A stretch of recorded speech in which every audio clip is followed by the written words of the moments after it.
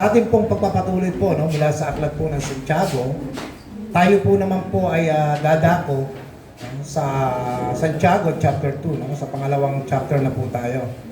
So dito po natin tatapusin yung serye po ng chapter 1 ng Santiago. So nais ko po sana na ang bawat isa po ay ihingiin ko lamang po yung inyong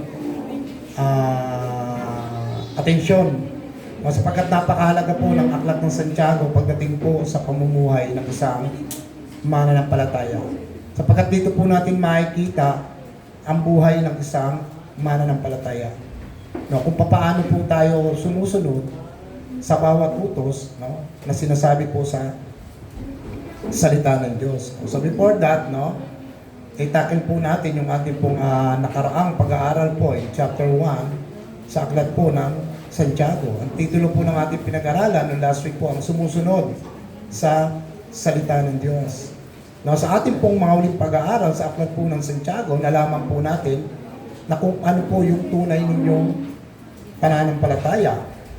Nalaman din po natin sa aklat po ng Santiago na ang bawat mananampalataya po ay dadaan po sa iba't ibang klaseng pagsubok.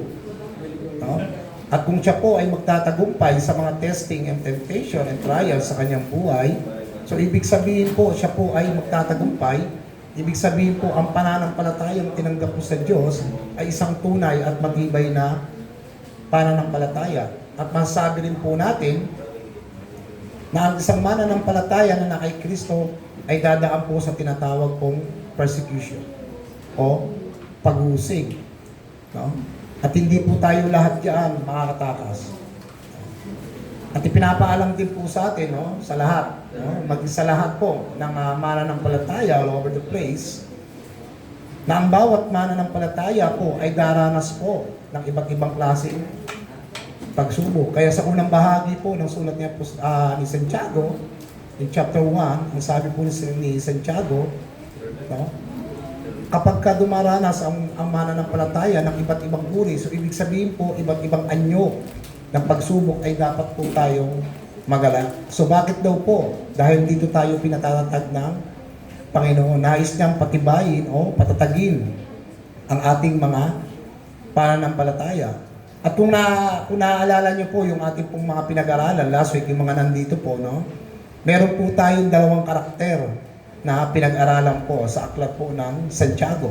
Ang unang-unang karakter po na binanggit po dyan, yung tinatawag na passive listener.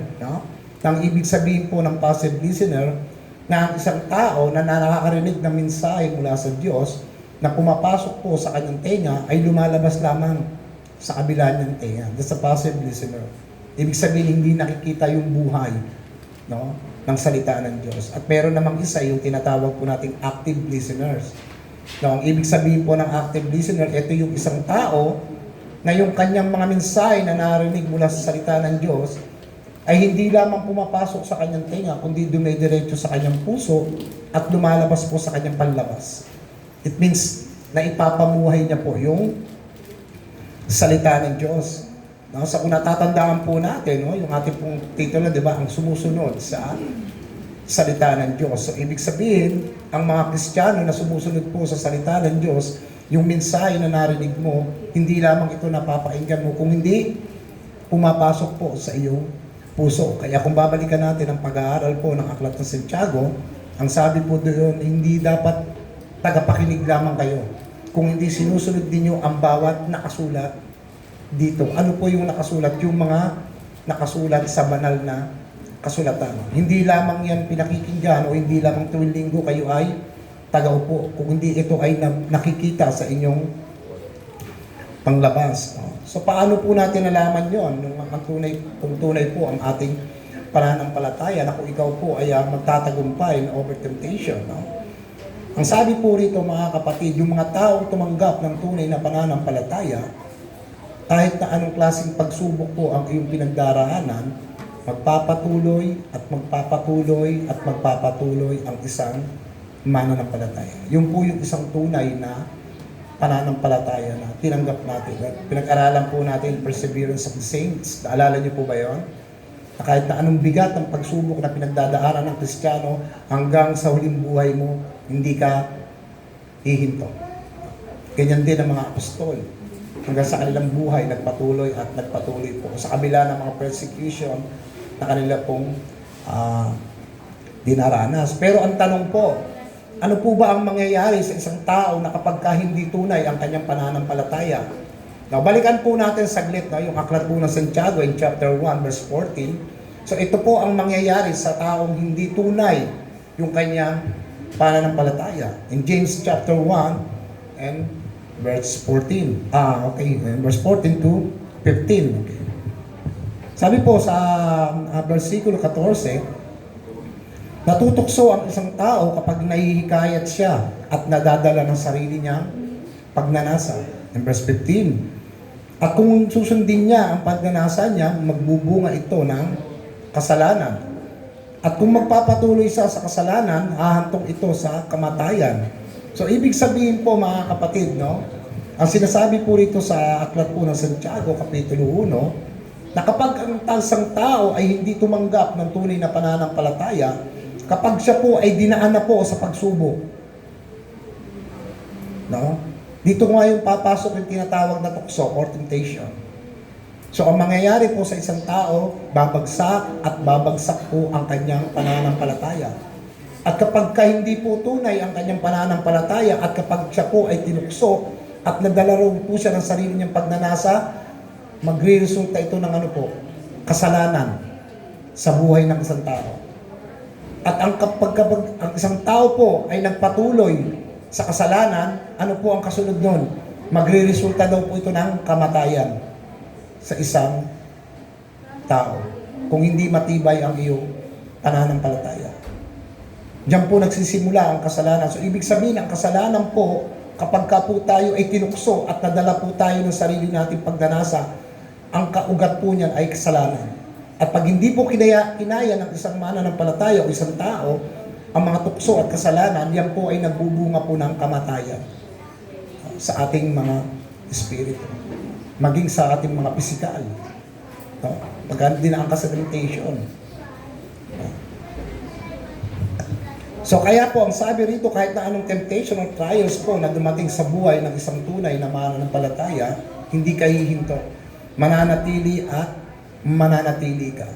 So yun po yung ating pinag-aralan in chapter 1 to hanggang 1 to 26. So naiwan po natin yung 27. Amen po?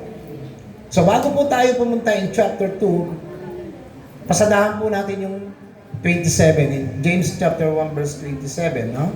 Kasi po, no? Dito po sa verse 27 po, meron pong pinatatamaan dyan si Santiago, no? We connect in chapter 2. No, konektado po ito in chapter 2. So sabi po rito in verse 27, in James chapter 1 verse 27, ang relihiyong itinuturing na dalisay ay walang kapintasan ng Diyos Ama, ay ito, ang pagtulong sa mga ulila, ang mga byuda sa kanilang kahirapan, at pag-iingat na hindi mahahawa sa kasamaan ng mundong ito. And there's two things, kapatid, no? Mga kapatid, na binabanggit po dito ni Santiago. So unang-una po, no, ang bersikulo po ng James chapter 1, verse 27, is about true religion. Hindi po ito yung religion na katulad ng ako ay isang born-again Christian. Isa akong Pentecostal, or I'm a Christian Bible believer. Hindi po yan ang religion. Ang sabi dito ni Santiago, ang tinuturing na religion daw, yung danisay o tunay, yung pagtulong sa mga ulila at mga byuda sa kanilang kahirapan. So bakit nabanggit ni Santiago yung ganong klaseng kataga? Ano pong kinalaman nito sa true religion? So unang-una po kasi, kung makikita po natin mga kapatid, no, sa panahon po ni Santiago, may mga ilang membro o members po, no, in the church na dinidiscriminate po nila yung mga mahihirap sa loob po ng simbahan. Kaya ina-address ito ni Santiago sa kanila na kung kayo ay mayroong tunay na religion, ipakita ninyo sa gawa. Tulungan ninyo yung mga ulila, mga byuda at wala ng kakayahan na maghanap buhay, no, in the church, para hindi nila ma-adapt yung gawain ng mundo. Why? Kasi pag pinabayaan po ang mga taong ito na naghirap, makakaisip po ito ng ano? Panluloko, magnanakaw dahil sa kagutuman, manluloko, papatay ng tao.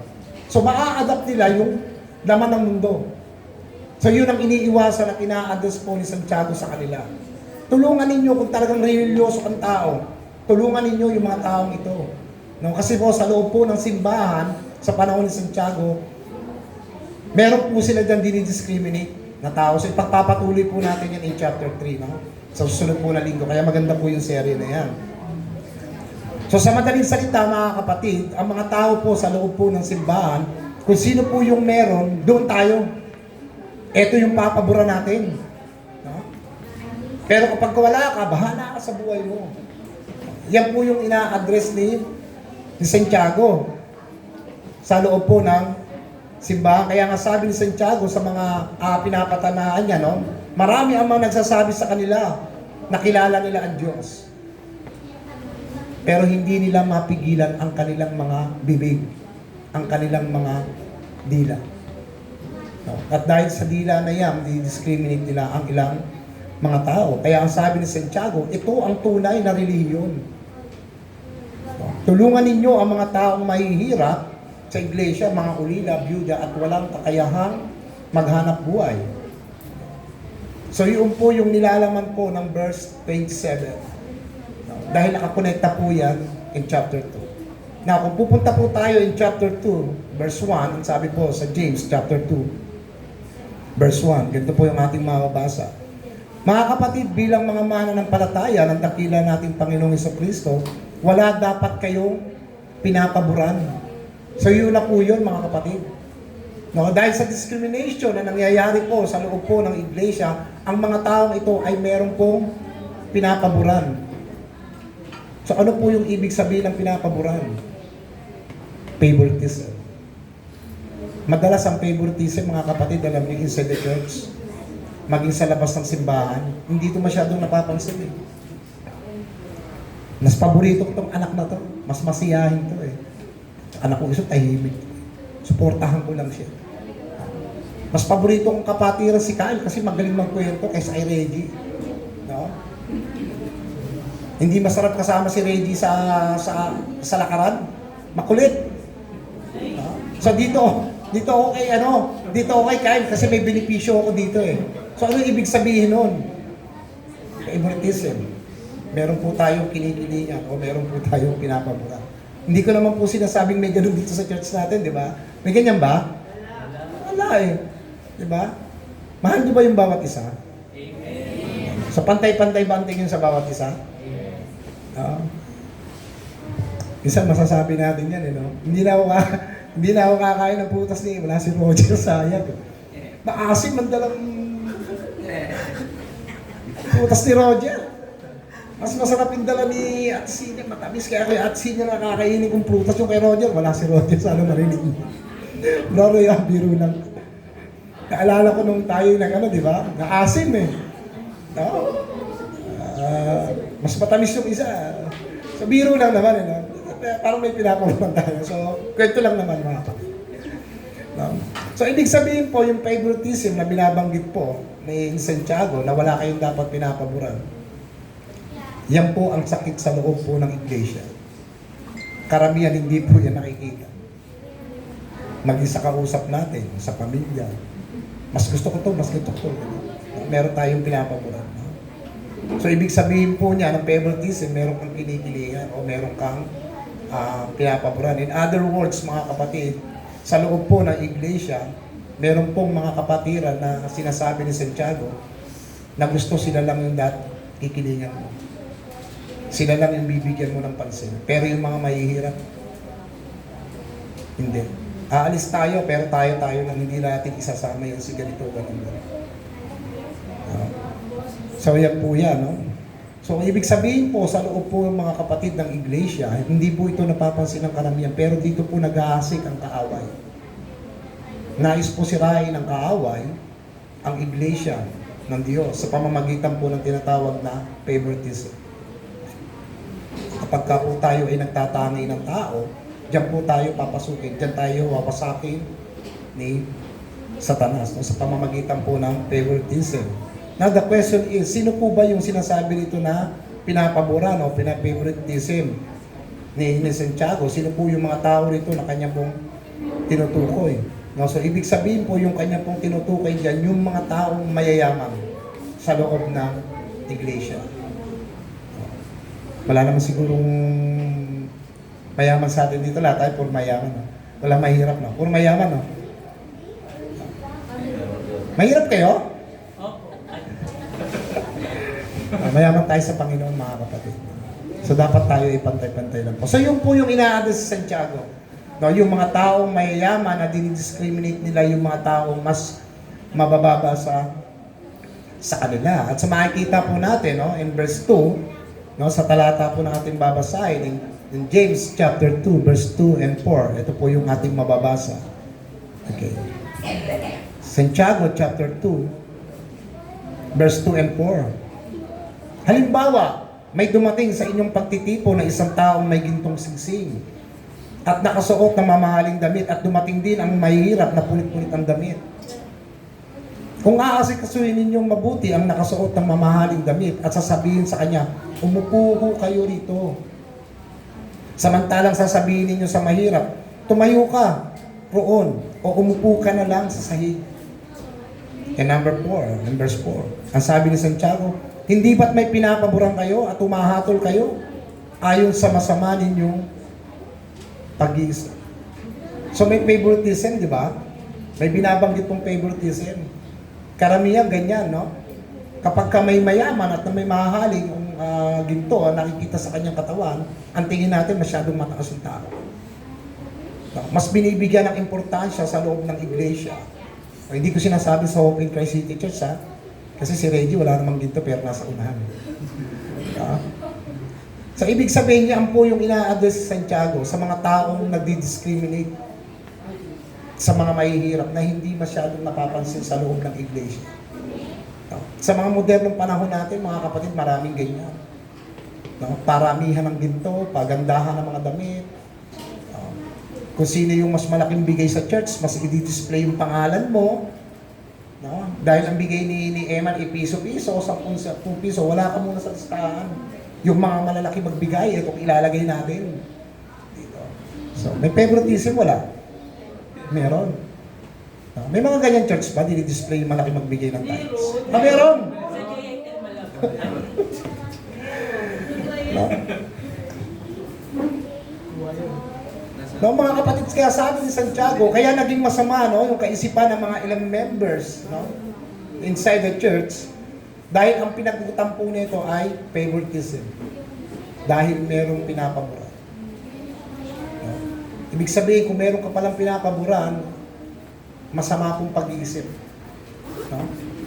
Hindi po tama yung ganyang klaseng pag-uugali. Now, alam niyo mga kapatid, no, meron akong isang pastor na pinakinggan.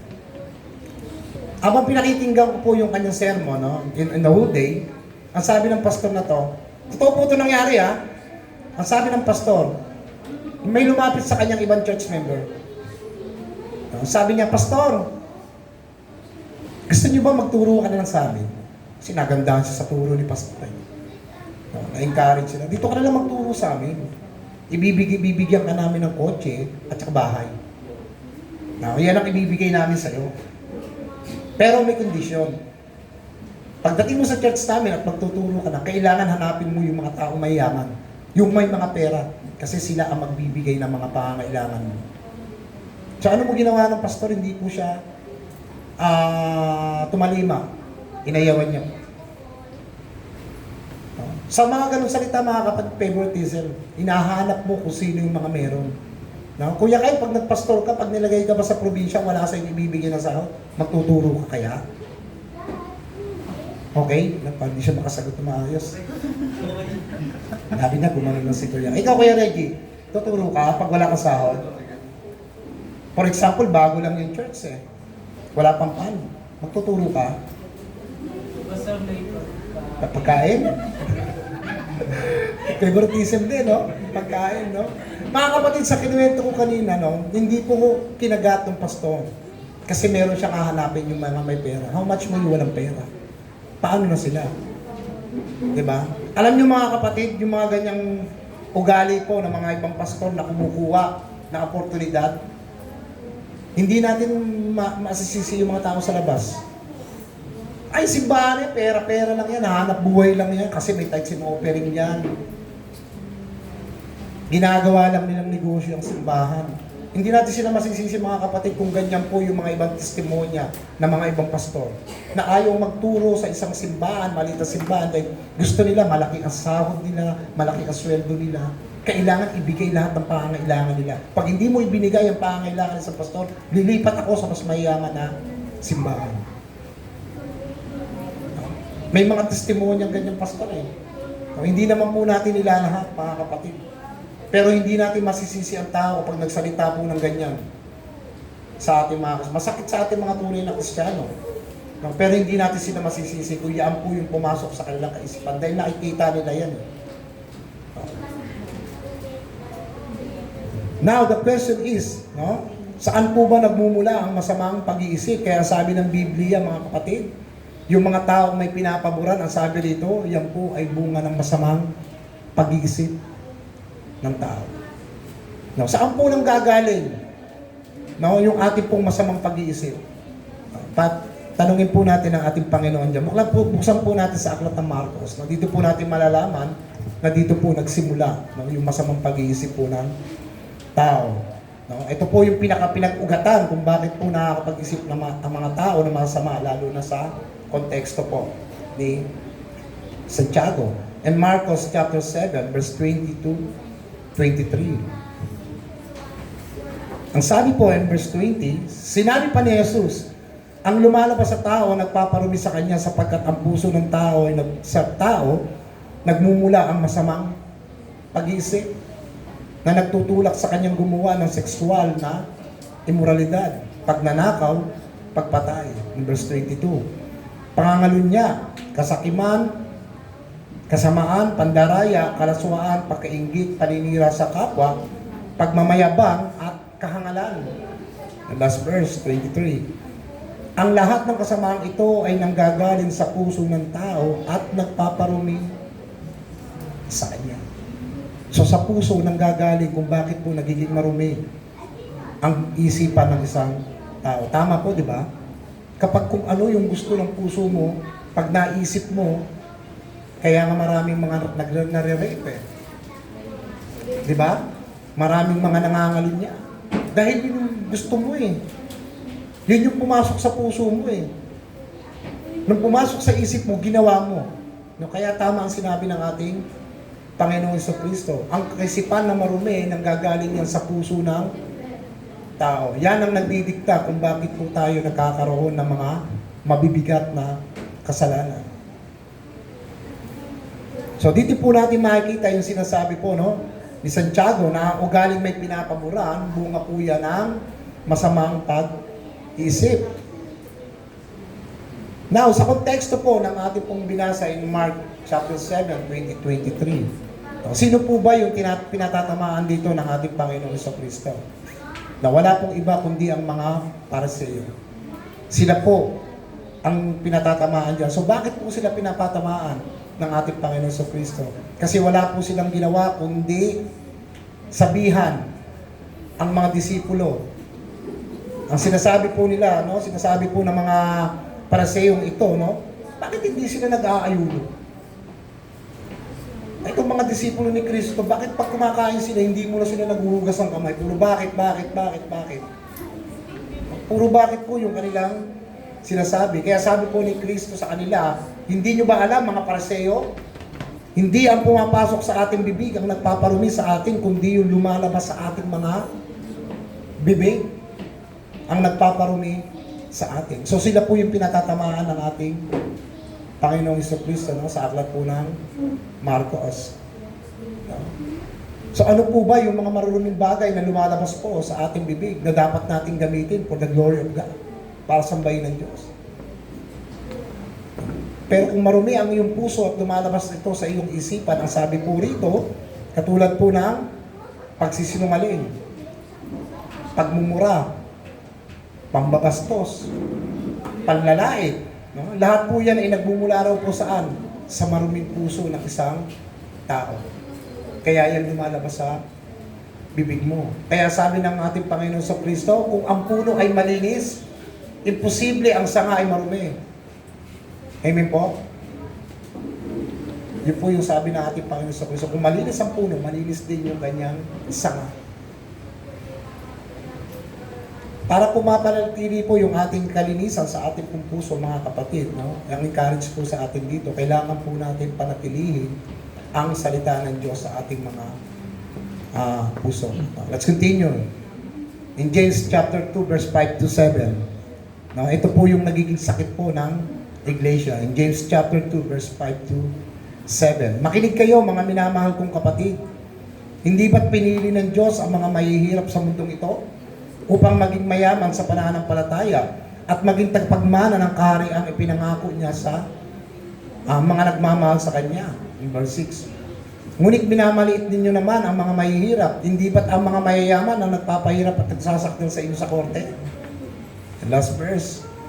Hindi ba't sila ang lumalapastangan sa marangal na pangalan ni Jesucristo? Ang pangalan kung saan kayo nakilala. So dito po, no, sa binasa po natin in James chapter 2, 5 to 7, na kung ang tao po ay totoo po ang kanyang pananampalataya, wala po kayong papaboran.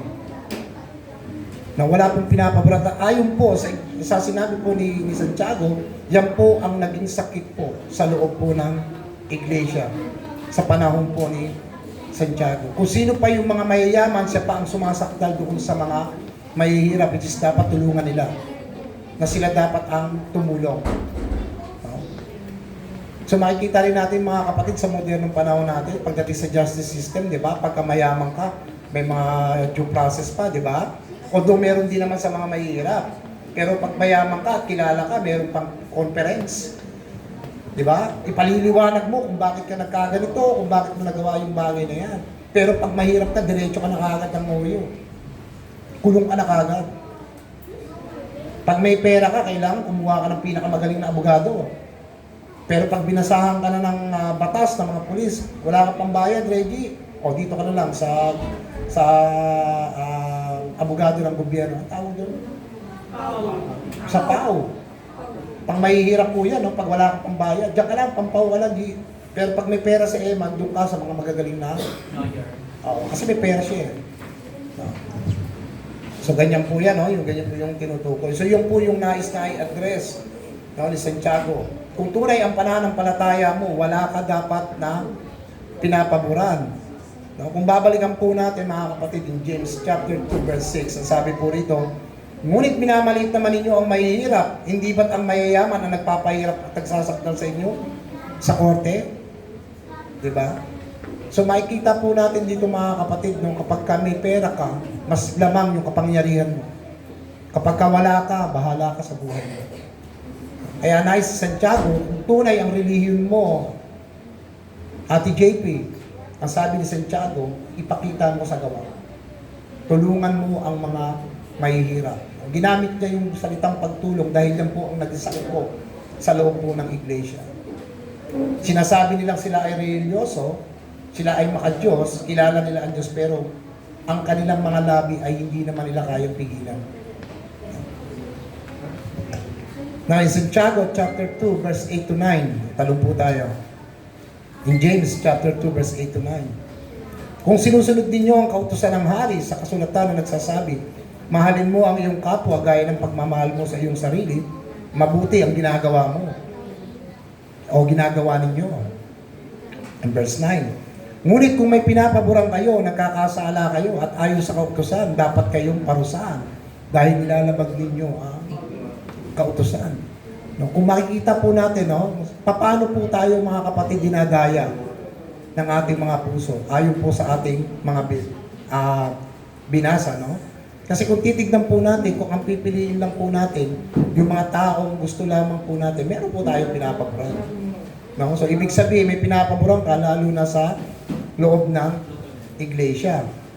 So, bakit po sinabi yan ni Santiago in verse 8, kung sinusunod din yung kautusan ng mga hari at nagsasabing mahalin mo ang iyong kapwa gaya ng pagmamahal mo sa iyong sarili, mabuti ang ginagawa mo. In verse 9, Ngunit kung may pinapaboran kayo, nagkakasala kayo at ayon sa kautusan, dapat kayo parusaan. So ang mga tao po na namimili ng mga tao na mayroon pong tinatawag na favoritism, ang sabi po sa kasulatan, hindi yan maayos. Dapat kang parusaan. No? So kung tayo po ay mayroon pong pinapaboran sa loob po ng iglesia, maging sa ating pong mga pamilya, tayong lahat po ay umaharap po sa kasalanan. So we need to repent, mga kapatid. No? Kaya ang tanong ko nga kanina sa inyo, di ba? Mahal niyo ba ang bawat isa sa atin? Amen po? Sige nga, sabihin mo nga sa kapatid mo, mahal kita sa Panginoon.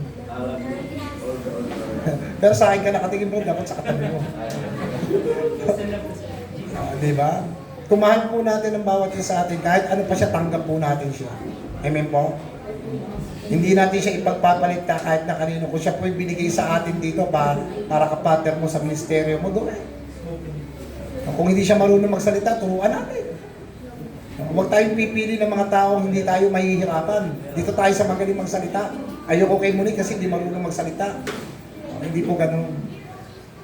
Dapat po sa atin ay at tutulungan po ang bawat isa sa atin. Kaya masasabi po natin, mahal kita sa Panginoon. Yan ang dapat nating sabihin. Tandaan po natin mga kapatid, kapag hindi po tama ang ating puso, tandaan po natin, nababasa po yan ng Diyos. Maaaring maitatago mo sa bawat isa, pero ang Diyos ay hindi mo kayang taguan. Nababasa po yan ng Diyos. So, sabi rin po ng Biblia, na kung atin po ay mga puso ay hindi po tama, no? Ang sabi po dito, ang bawat isa po sa atin ay mananagot sa araw po ng huling paghukom. Kapag ka po tayo ay humarap na sa Diyos. Okay, in verse 10 to 11, in James chapter 2, verse 11. Ang tumutupad sa buong kautusan, in verse 10, ngunit lumalabag ng isa sa mga ito, ay lumalabag na rin sa buong kautusan. Sapagkat ang Diyos na nag-utos, huwag kang mangangalunya, ay nagsasabi rin, huwag kang papatay. Hindi ka nga nangangalunya, ngunit pumapatay ka naman, nilalabag mo pa rin ang buong kautusan. So physically po mga kapatid, wala naman po tayong pinapatay, di ba? Kasi ano yun? Ilaw daw. So physically po, wala po tayong pinapatay. Mga kapatid. At hindi rin tayo physically nangangalunya. No, pero kung lihim kang gumagawa ng mga bagay na hindi maganda, na ang Diyos lang ang nakakita, ang ibig sabihin niya mga kapatid, meron kang nilalabag. No? Pero gumagawa ka naman ng kalokohan, ng lihim. So ibig sabihin mga kapatid, hindi ka nga pumapatay ng tao, pero nangangalunya ka naman. Kaya nagsisinungaling ka naman. Di ba? Pag wala ka sa church, ang lumalabas sa bibig mo is puro paninira sa tao. Puro pagmumura, puro kalaswaan. Diba? Alam po natin, ang paninirang puri po, mga kapatid, ay katumbas din po yan ng pagpatay sa isang tao. Hindi lamang po physically. Diba? Marami kayo nababalitaan na ganyan. Na yung isang tao, ipinost isang kabataan sa social media, nung hindi niya nakinaya yung depression, ano nangyari? Nagpakamatay. Ginawa siya ng issue. Kung hindi mo sana ipinost yan, hindi sana namatay yung tao. Physically, yes, wala kang pinapatay. Pero kapag ka puro panlalait o puro pambabastos, paninirang puri ang lumalabas, ang sabi po dito, you break the whole law. Sinira mo rin ang buong kautusan ng Diyos. So yun po yung sinasabi po dito. No? Kaya sabi ni Santiago, in Santiago chapter 2, verse 12, mag-ingat kayo sa pananalita at gawa ninyo, dahil ang kautusan na nagpalaya sa inyo, ang siya rin hahatol sa inyo. So ito makikita po natin, nakakatakot po ito na verse 12. No? Si Santiago po ay nagbibigay na po ng babala, no? Inside the church. Sa loob po ng iglesia. O isang araw, hindi ka hatulan ng Diyos. Kasi malaya ka pa ngayon. Maayos pa ang buhay mo ngayon. Pero kung ikaw yung tao na puros paninira, puro panlalait ang lumalabas sa iyong bibig, pag humarap ka na sa Diyos, ang sabi po rito, yung mismong kautusan, yun ang mismong huhusga sa iyo. Pananagutan mo yan sa araw ng paghukom. Pag humarap ka na sa ating Panginoon. Yan po yung sinasabi ni Santiago. No? Kung mayroon kayong pinapabura na tao at ang ginagamit ninyo, ang dila ninyo sa hindi tamang paraan, lahat po yan ay haharap po. May pananagutan po ang bawat isa. Mananagot po tayo sa araw po ng paghukom. And verse 13, in James chapter 2, verse 13, walang awang hahatulan ng Diyos ang hindi magpapakita ng awa sa kanyang kapwa. Ngunit ang maawain sa kapwa ay hindi kailangang matakot sa oras ng paghatol. So dito po makikita po natin na yung totoong Kristiyano po ay wala pong pinapaboran or wala kang favoritism. No? Kung totoo ang Kristiyano, ang sabi po sa talata nito, no need to worry. Hindi ka dapat mag-alala. No? Pero kung ikaw yung tao na mayroong pinapaboran, ang sabi po ni Santiago, hahatulan ng Diyos ang hindi nagpapakita ng awa sa kanyang kapwa. So may kahatulan po. So ibig sabihin, yung pananampalataya at mga salita ng Diyos na pumapasok po sa ating mga tenga ay dapat po makita ito panlabas sa atin. So, no? So wala po tayo dapat na pinapaboran sa loob ng yun. Bagamat napakalit na issue lang ang pabor pero napakalaki po yan pag humarap po tayo sa Diyos. No, kasi ang katumbas po niyan, pagtatangi po ng tao. No, yan po yung ina-address sa Santiago sa mga ilang mayayaman sa loob po ng iglesia sa panahon po ni James. No, sila po ay haharap sa husgado ng Diyos kapag hindi po tama at hindi sila nagpakita ng awa sa kanilang mga kapwa. Now, sunod po natin in verse 14 to 17 in James 2, chapter 14 to 17. So, meron po tayo 3 verses ulit na babasahin. Mga kapatid, ano ba ang mapapala ng isang tao kung sabihin niyang mayroon siyang pananampalataya, ngunit wala naman siyang mabubuting gawa? Maliligtas ba siya ng ganyang pananampalataya? In verse 15, halimbawa, walang maisuot o walang makain ng isang kapatid. In verse 16, ang sasabihin mo, pagpalain ka ng Diyos at hindi ka sana ginawin at tutumin, ngunit hindi mo naman siya binibigyan ng kailangan niya. May nagawa ba itong mabuti? And last verse, ganito rin naman ang pananampalataya. Kung hindi ito kinakitaan ng mabuting gawa, wala itong, wala itong kabuluhan. For example, Kuya Reggie, ano paborito mong pagkain? Lahat. Lechon. Lechon. Diba? For example, may dala si Kuya Reggie na lechon, di ba? Tapos nakita mo si Eman, no? For example lang to ha. Di ba? Ang sarap ng ulam, lechon di ba? Nakita mo si Eman, no? Nangangailangan ng tulong. Brad, mahal ka ng Diyos. Pagpalain ka ng Diyos. Aalis ka na. Pero meron ka namang maiaabot na masarap na lechon sa kanya. No? Kumbaga kinukunbi ka na bigyan pero hindi mo siya binigyan. Pero ang sabi po rito ni Santiago, ang ganyang mabubuting gawa ay walang kabuluhan. So dapat makita sa tao, diba? Nagdadrive ka ng sasakyan. No? Si Ate Teng nakasakyan. Kawawa naman yung tao. Dadintuan mo muna, bigyan natin ng pagkain yung tao. Sir, ito lang po yung barya ko rito, pasensya na po kayo.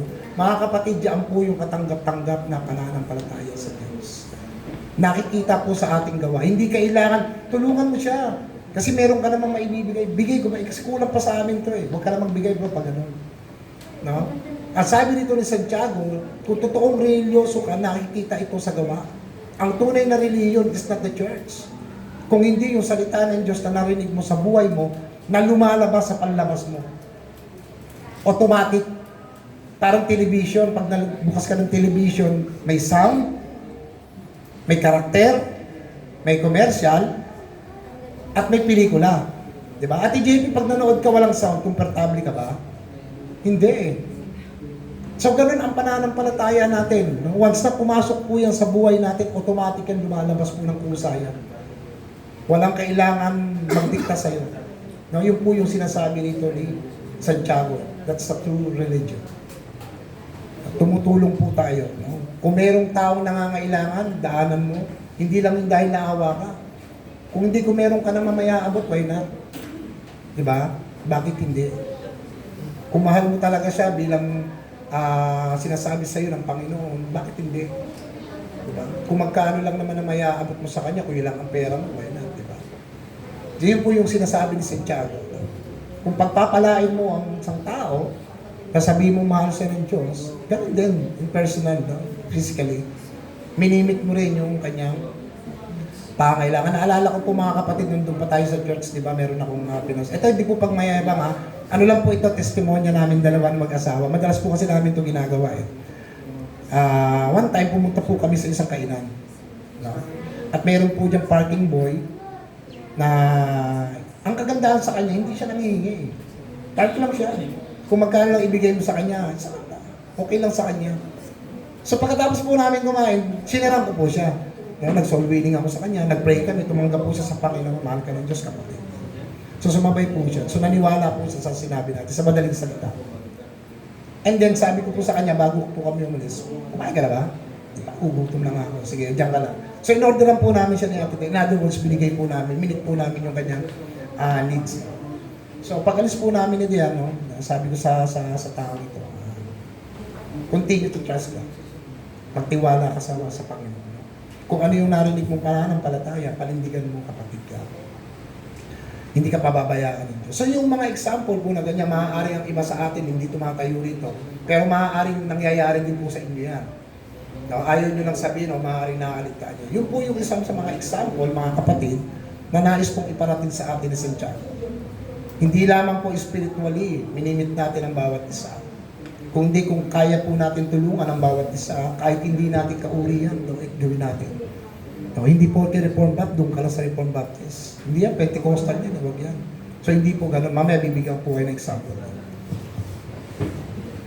So ang sabi po ng Biblia, kung yung ang ugali mo ay sinabihan mo siya na bahala ka na, kapatid, bahal ka ng Diyos, pero wala ka namang ibinigay sa kanya. Ang sabi po rito ni Santiago, ang sabi po ng Biblia, walang kabuluhan ang ganyang klaseng pananampalataya. So hindi po ako nagsasabi niyan, ha? Yung konteksto. Ha? Huwag niyo po ako sisisihin. Now, paano po natin malalaman na ang pananampalataya niyo po ay tunay? No? So ibig sabihin, kung tunay po ang pananampalataya ng isang tao, ibig sabihin, hindi lamang tuwing linggo, tagapakinig ka lamang mga kapatid. Ang sabi po sa unang bahagi po ng Aklat Santiago in chapter 1, ginagawa mo rin ang lahat ng nakasulat. Ibig sabihin, ipinamumuhay mo ang nakasulat po. Yun yung tunay na pananampalataya. Dahil pwede ka magpanggap sa loob ng simbahan na ikaw ay may pananampalataya. Diba? Naalala ko, meron ako sinaran dyan eh. Sabi ko, kapatid, ang tunay na pananampalataya, hindi lang yung pumapasok ka sa simbahan.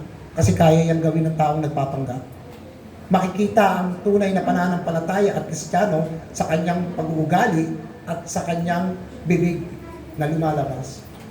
Pag wala na siya sa church. Pag nasa labas ka na, doon mo makikita yung tunay na Kristiyano at tunay na may pananampalataya. Buhay at lumalabas sa kanyang bibig. Diba? Mababasa po natin yan in James chapter 1 verse 22. Kung inyo pong babalikan, kaya ang sabi ng Panginoon, diba, sabi salita ng Panginoon, love your neighbor as you love yourself. Paano mo mamahalin ang isang kapwa mo kung hindi mo mahal ang sarili mo? Diba? Kung mahal mo ang sarili mo at tumanggap ka ng tunay na pananampalataya, ganun din sa kapwa mo. No? Tinutulungan din po natin sila personally. No? Pero kung wala kang pagmamahal sa kapwa mo, ang sabi po ng Biblia, yung ganyang klase pananampalataya ay walang kabuluhan. Sorry po, Pastor, nalaglag siya. Pastor, ba't kasi nandito to? Yan. Ay, magpakiano na wala ata. Pakiano nila kasi nawala ata. Kaya kung babad ka po sa salita ng Diyos, no, ang sabi po rito sa Biblia, kahit na anong klase kong pagsubok ang dumating po sa isang tunay na Kristiyano, hindi ka po apektado kapag katunay po ang iyong pananampalataya. At kung malawak ang iyong pag-iisip at pag-uugali mo, ang sabi po ng Biblia, matutulungan mo ang mga taong nangangailangan. Hindi ka mahihirapang tumulong. No? Bukod sa kalooban mo, mas madali mo silang matutulungan. No? Bakit po nasabi ni Santiago yan? Kasi po yan po ang naging problema po sa loob po ng simbahan po ng Corinto. Masasabi po natin ang Corinto po ay isa po sa mga gifted church in the New Testament. Napakarami pong kaloob sa kanila, mga kapatid. No? Binigyan sila ng mga kaloob na pagkakaisa. Binigyan din sila ng mga spiritual na kaloob. Pero yung mga kaloob na binigay po sa kanila, yan po ang naging problema rin sa kanila. Nagkaroon sila ng pag-uugali na hindi maganda. pagkakawatak-watak. Naalala niyo ba yung pinag-aralan natin, nung pinasok sila ng false teachers? Hindi na sila nakikipag-ugnayan sa mga kapwa nila mananampalataya, maging kay Pablo. Tutulong kami para lang sa mga taga-Corinthians, pero hindi na kami tutulong sa iba. So nagkaroon din po sila ng masamang pag-uugali, ang Corinto. Naalala niyo ba yung emotional letter na pinag-aralan po natin? Mga gifted church po yan. No? Mga gifted church, sila po yan. Yan po ang naging problema nila. Pero sabi po, pagkaganyan po ang iyong pag-uugali, yan po ay hindi tunay na pananampalataya. Ang sabi po dito, yan po ay walang kabuluhan. Kaya sabi ni Pablo, no, ang mga Hudyo at mga Hintil ay hindi dapat nag-aaway. Kung may pangangailangan ng Jewish church, bakit hindi tulungan ng Hintil? Kung may pangangailangan ng Hintil church, bakit hindi tulungan ng mga Hudyo? Magtutulungan sila kahit hindi mo kauri. Diba? Kung paano natin ma-apply dito sa church natin yan? Naalala ko yung pinag-usapan namin ni Pastor, bro, tulungan natin si Brother Obed. No? So hindi lang po natuloy yan eh. Hindi pa natutuloy yan. So yun po yun. Kahit hindi natin kauri, tutulungan po natin. Hindi po porke parehas natin Baptist Church, doon tayo. No? Hindi po tayo dapat nagtatangi. Kung may pangangailangan, bakit hindi natin tulungan? No? Dahil kung tunay po ang pananampalataya natin, hindi po tayo magtatangi ng tao. Amen po? Yan po yung ibig sabihin yun. Kasi kung titignan niyo yung salitang huwag magtatangi, kinuwento na po ng ating Panginoong Jesucristo yan eh. No? Sa aklat po ng Lucas, naalala niyo ba yung parable of the Good Samaritan? Sino nakakaalam ng Samaritan? Sad na verse yan eh. Diba? Kung naaalala ninyo, diba, merong isang Hudyong naglalakbay? Galing siya ng Jerusalem. Nung pupunta sa Jericho, ano po nangyari sa kanya? Hinarang siya ng mga tulisan. Pinagbubugbog siya, pinagnanakawan siya. So sa madaling salita, siya po ay nakahundusay sa kalsada. So may mga taong tinatawag na mga religyoso. No? Katulad po ng isang pare na dumaan. Tinulungan niya ba? Hindi. May isang Levita na dumaan, humilis lang siya. Pero ano po yung ginamit ng Diyos? Sino yung ginamit ng Diyos para po tulungan ng taong ito? Isang Samaritano na itinuturing na marumi. Diba? Binihisan niya, tinulungan niya, dinala sa isang bahay kanlungan. Diba? Ang sabi niya pa doon sa namamahala, sige, babayaran ko na lang yung kulang pagbalik ko. So isang example po yan mga kapatid, na ang isang Hudyo tinulungan ng isang Samaritano. Pero ang tingin ng mga Hudyo sa mga Samaritano, marumi. Pero tinulungan siya, hindi nagtangi. Kung sa iba yan, bahala ka, hindi naman kita kalahi eh, di ba? Pero hindi siya ng dalawang isip. Yun din po yung nais na iparating sa atin, sa aklat po ng Santiago. Na huwag tayo magtatangi, kahit hindi natin kauri, kung may kailangan ng ibang simbahan, tulungan natin. Kung may mga kamag-anak tayong hindi Kristiyano na ngailangan, kung meron tayo maibibigay, why not? No, sa abot po ng ating makakaya, di ba? Katulad ng pari at Levita, hindi na tinulungan yung kanilang kauri. So, ibig sabihin po, kung tunay po ang ating relihiyon na tinanggap sa Diyos, hindi po tayo hirap na tumulong sa ating kapwa. No, ito rin po ay isa po nakakatakot na tanong mga kapatid sa ating mga sarili. Kung tatanungin po natin ang ating mga sarili, no? Nagbago na ba ako? Tanungin niyo po yung sarili, nagbago na ba kayo? Now, kung nagbago kayo, ang second question natin, ano yung mga bagay na nabago sa inyo? Nabago ba ang inyong pag-uugali? Nabago ba ang inyong karakter? Yung lumalabas sa inyong bibig, nabago ba? No? So ano po yung nabago sa inyo? Yung pagiging mainitin ng ulo niya, nabago ba? Diba? Yung kayabangan, yung maramdamin niyo, yung pagiging sensitibo ninyo, hindi kayo nakausap, ayaw ko na sa iyo. Hindi ka lang napansin. Yan ba lahat ay nabago na sa atin? Kasi kung hindi pa ho yan nabago mga kapatid, no?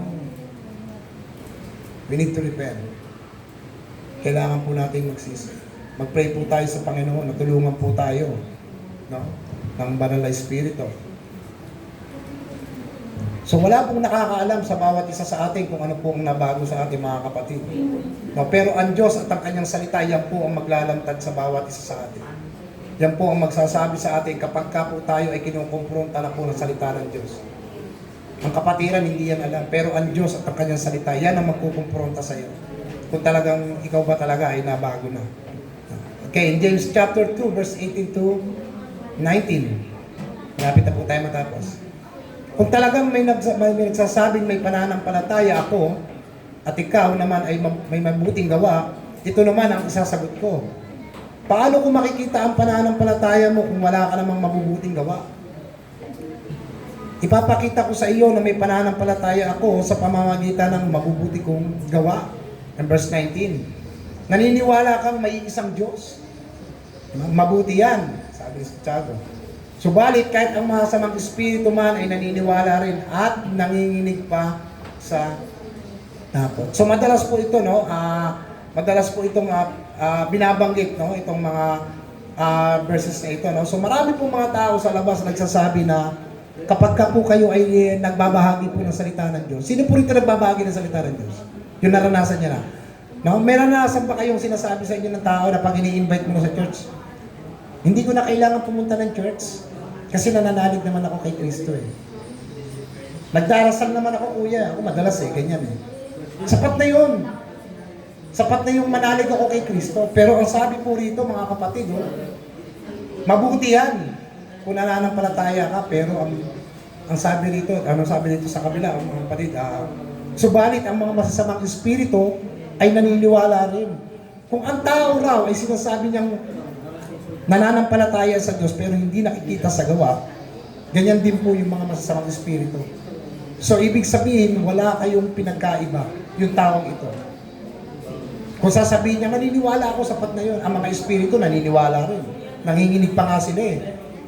Diba? Kung sinasabi mong nananampalataya ka tunay, hindi naman nakikita sa gawa sa'yo, ang mga diablo ganyan din. Hindi rin nakikita sa gawa. So, hindi man specifically binanggit na direct ni Santiago sa kanila yung ganong klaseng kataga, pero yun po yung kanya nais na iparating. Ang mga diablo naniniwala rin kay Kristo. Diba? Kaya dapat makita sa gawa yung sinasabi rito, no? So yan po pag lumalabas po kayo, karamihan ganyan yung mga may experience niyo mga kapatid. Pag i-invite nyo sa church, subukan nyo. Sisimba naman ako, hindi mo nakakalimot sa Diyos eh. Di ba? Nananampalataya naman ako kay Kristo eh. Pero ang sabi rito, ang mga diablo, ang mga masamang espiritu, naniniwala rin. Kasi kung kilala mo si Kristo, mas kilala ng mga diablo si Kristo. Di ba? Mas takot pa nga sila pag nababanggit yung pangalan Kristo, nanginginig pa nga sila. So yung taong ito, wala kayong pinagkaibang dalawa. Yun ang nais parating ni Santiago sa mga taong may tinatangi sa loob ng simbahan na inaakala nila sila ay religyoso pero hindi naman nakikita sa kanilang mga gawa. No?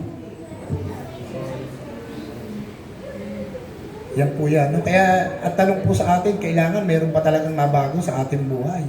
No? Sa paniniwala mo sa Diyos. No? Talagang dapat maipakita po sa ating mga buhay na nasa atin po ang Panginoon. Pagka tayo ba ay nagkakasala, nagsisisi ba tayo sa ating mga kasalanan? May mga nagtuturo ng ganyan, yung mga hyper-dispensation, di ba? Dahil niligtas ka na ni Kristo, huwag ka nang humingi ng kapatawaran mo kasi may gumawa na for that eh. Mga kapatid, hindi po tama yan. No? Kapag ka po tayo ay nagkakasala, kailangan pa rin po nating humingi ng tawad sa Diyos. Kasi kung naniniwala ka, naniniwala rin ang mga demonyo sa Panginoon. In other words, yung kung gustong iparating na ni Santiago sa bawat mananampalataya po sa loob po ng iglesia, na kung ang pananampalataya mo ay tunay, dapat itong lumalabas sa iyong bibig. Sige po, malapit na po tayo matapos.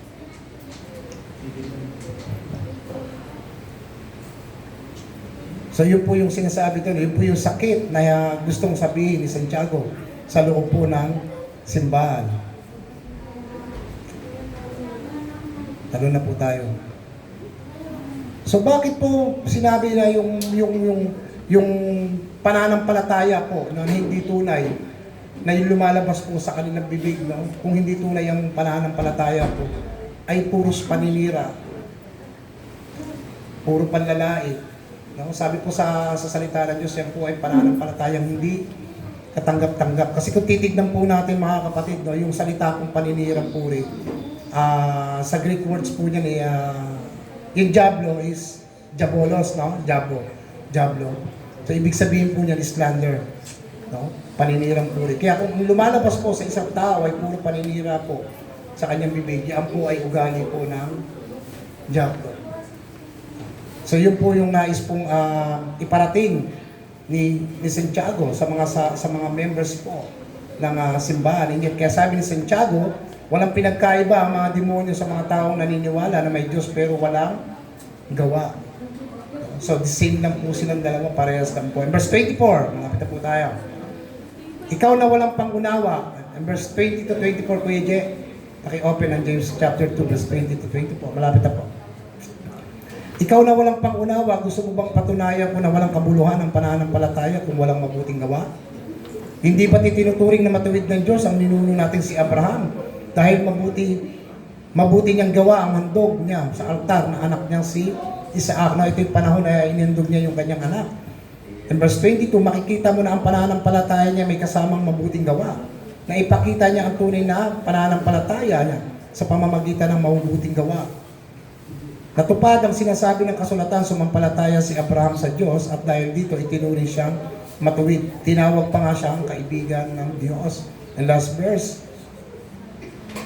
dito nyo makikita na itinuturing na matuwid ng Diyos ang tao dahil sa mabuti nitong gawa at hindi dahil sa pananampalataya. So bakit po binanggit ni Santiago ang pangalan po ni Abraham dyan? No? Kasi po makikita po natin, no, it's a very controversial po ito na verses. So bakit po? Kasi dito po makikita po natin dito, meron po sinasabi dito na dapat may gawa. Pero kay Pablo, ang sabi doon, faith lang. Diba? Amen po? So ginagawa po yung controversial ng ibang mga pastor eh.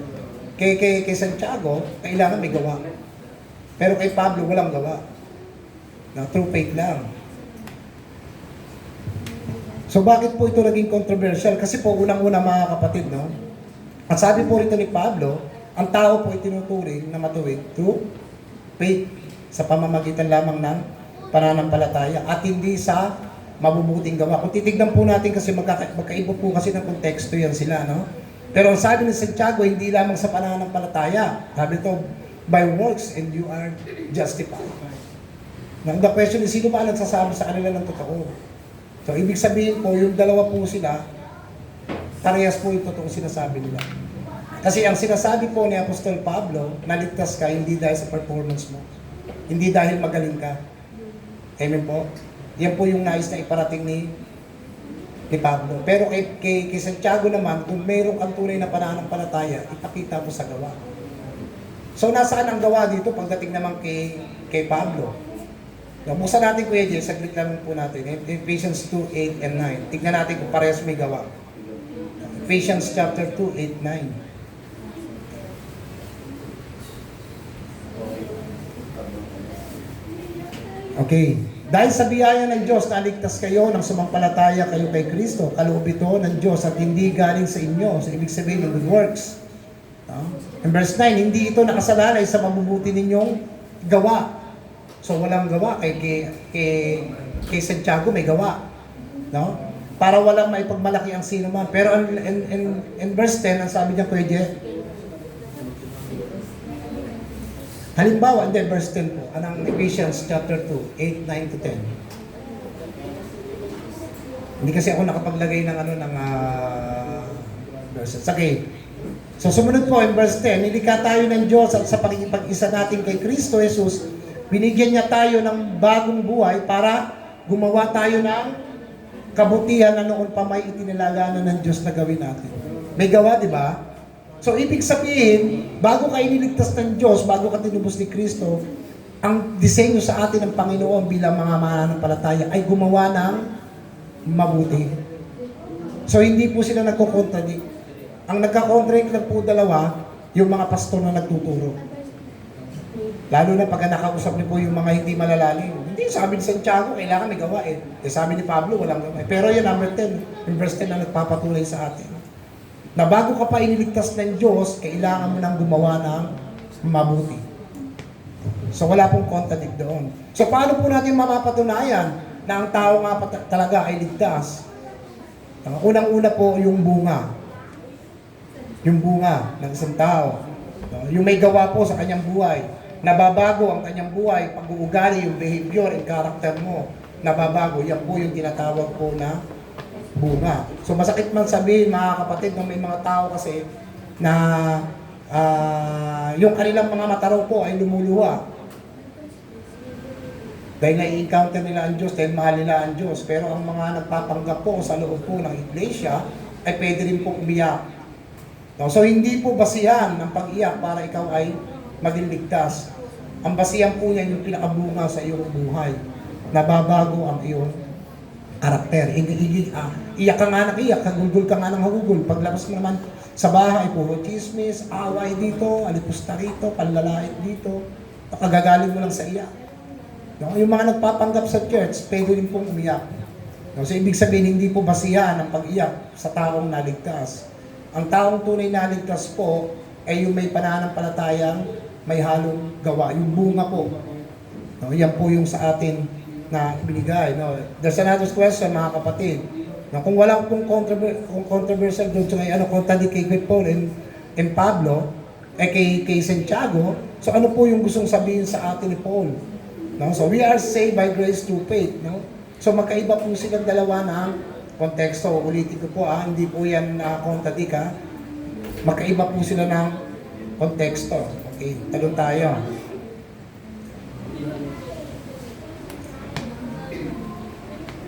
Kaya nga sabi rito, no, ni Santiago, yung taong hindi nakikita ang gawa sa kanilang buhay, wala silang ibang dinadaya maliban sa kanilang mga sarili. At yung ganyang klaseng pananampalataya ay walang kabuluhan. In verse 25, in Santiago chapter 2, verse 25, ganon din si Rahab, ang babaeng bayaran, itinuri siyang matuwid dahil itinago niya ang mga espiya ng mga Israelita at itinuro ang ibang daan upang makatakas sila. So there's two people na binabanggit po rito, Abraham and Rahab. No? So bakit po si Abraham, no, sa book of Genesis chapter 22, nung kanya pong in-offer yung kanyang anak.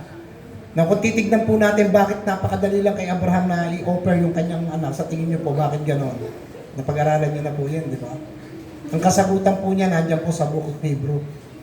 Pag binasa niyo po yung Book of Hebrew, chapter 11 verse 19. Ang sabi po sa Hebrew verse 19, 11 to 19, kaya napakadali lang ibigay ni Abraham, no? Binigyan siya ng pananampalataya ng Diyos na tunay at matibay.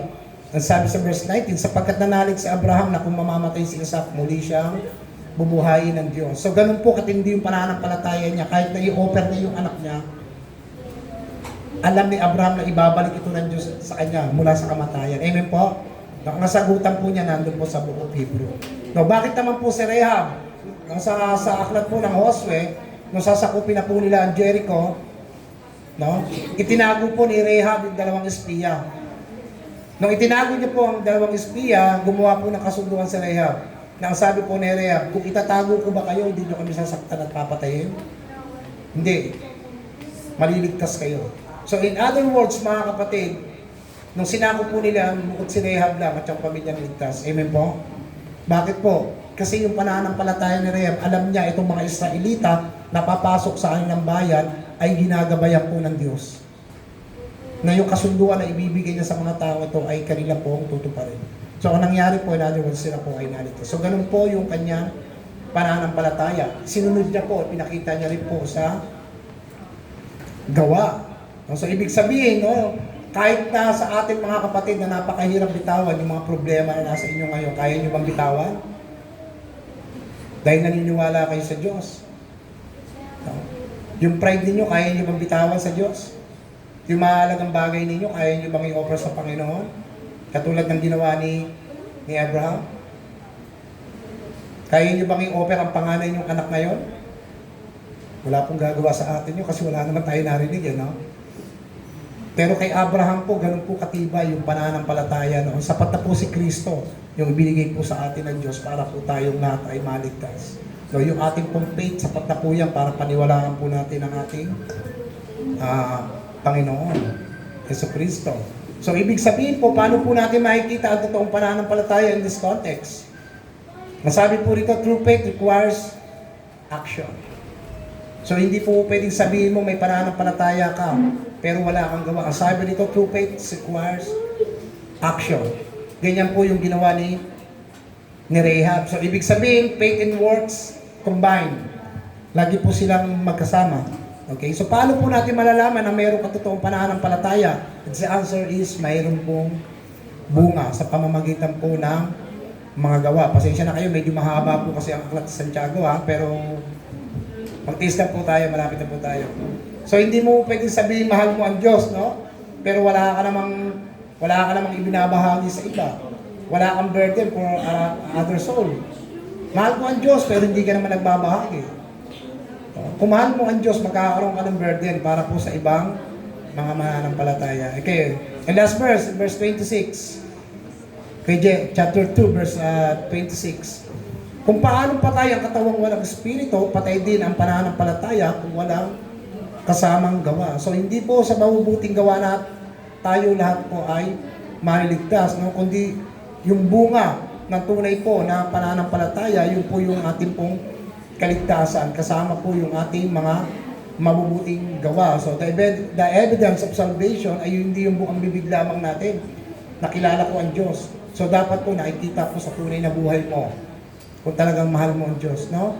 Meron po tayong ginagawa, mga kapatid. Ang sabi po rito, the evidence of true salvation and true faith is a lifestyle being changed by Christ. So yun po yung tunay na kaligtasan na ikaw ay binago ni Kristo. Yung kanyang salita na naitanim sa iyo, nagbago ka. Naging lifestyle mo na ito. Ibig sabihin, yung pananampalataya mo sa araw-araw, lagi siyang may kasamang gawa. So, huling question po natin, mga kapatid, dito po tayo magtatapos. Ito po yung huling question ko po, as we end the sermon, mga kapatid. Makinig po kayo. Ito po ay isang examen sa ating mga sarili. Examine po natin yung ating mga sarili. Lord, meron ba akong tunay na pananampalataya? Sa tingin niyo po. Yan po yung examine natin sa sarili natin. Pangalawa, meron ba talagang nabago sa aking buhay? At ano yung nabago sa aking buhay, Panginoon?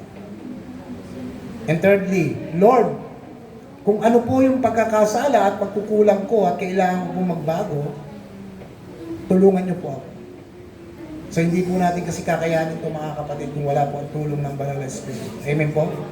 So yan po yung mga kapatid na dapat po nating examine sa ating mga sarili. Kung may mga bagay tayong mga lumabas sa ating bibig na hindi po natin nahihingi ng tawad sa Panginoon, you need to repent. You need to repent, mga kapatid. Kailangan po natin pagsisihan yung mga bagay na yan. Kung meron po tayong mga taong pinaburan o naging favorite man natin, mga kapatid, so kailangan po natin baguhin yung ating buhay. Dahil ang bunga po ay pagbabago po sa ating buhay na makita po yung bunga. Amen po? The songs that take po tayo na. Panginoon, sa oras na ito,